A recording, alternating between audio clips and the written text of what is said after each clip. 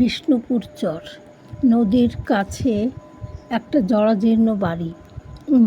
দুপুর রোদে একটু বিশ্রামের জন্য বসে আছে আম গাছের তলায়। এই বাড়িতে একটু বিশ্রাম নিয়ে তারপর জল পান করে আবার পথ চলা শুরু হয়। একবার ঘর ভেঙে গেছে চরের, আবার ভাঙবে এই আশঙ্কায় দিন গুনছে এখানকার মানুষেরা।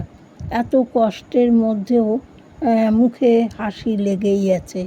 কেউ এলে জল খাবার দিয়ে আপ্যায়ন করেন এই বাড়ির লোকেরা। আম গাছের তলায় বাঁশের মাচা করে বসে একটু বিশ্রাম নেয়। ধুধু মাঠ, তার মধ্যে একটুখানি শান্তি, কঠোর পরিশ্রম সারাদিন। যখন তখন বিপর্যয় আসে।